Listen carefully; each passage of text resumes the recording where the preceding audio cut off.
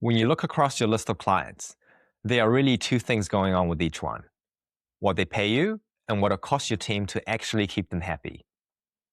We track the first one carefully. The second one, almost nobody tracks. And that's usually where the quiet problem in a firm is living. And when I say cost, I don't mean the write-offs or the hours you didn't bill. I mean the stuff that never actually shows up on a report. The 4:30 on a Friday email that demands a response. The client where everything is urgent, every deadline you agree to becomes the next starting line. The one who questions your approach at every turn, pushy, aggressive, sharp on the phone. The scope that keeps creeping because nobody wanted to have the awkward conversation.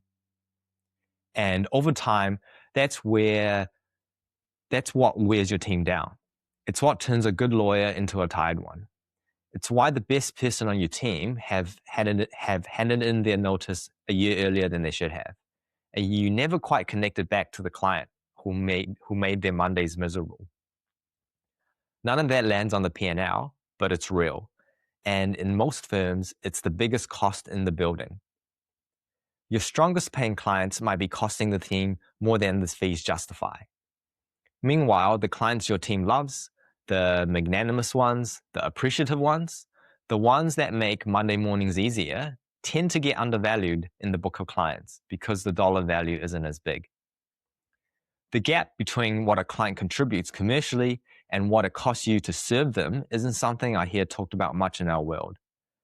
And it's where this week's thinking is aimed at.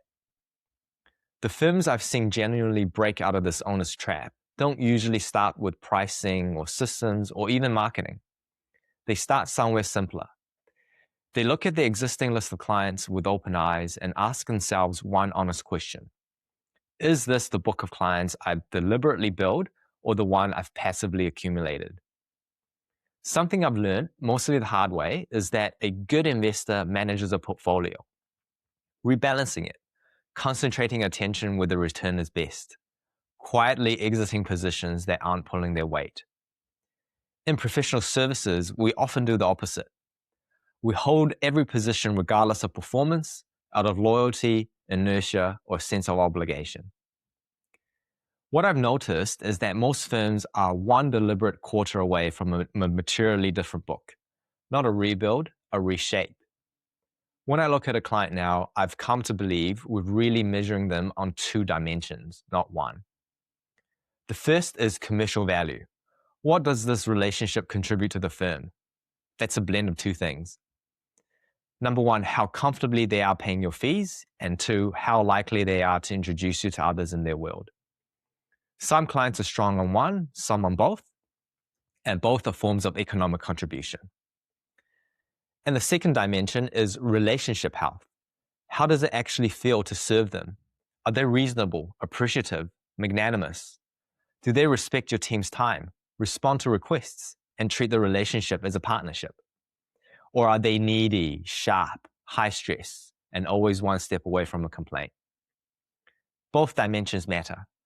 Most firm owners I speak to have a clear instinct for the first one. The second rarely gets formalized, and in my experience is often where the hidden cost is living. Plot a client against both dimensions at the same time, and you get four patterns. First one is the anchor. High value, high health. The clients that make the firm feel like the firm you actually want to run. In my experience, most owners quietly underinvest here because they assume these relationships are fine. They aren't just fine, they're the compounding engine of the whole firm. Deepen them, protect them. Another sector, the quiet cost. High value, low health. Strong commercially, but heavy to deliver. I used to think these were just the price of doing business. I no longer do.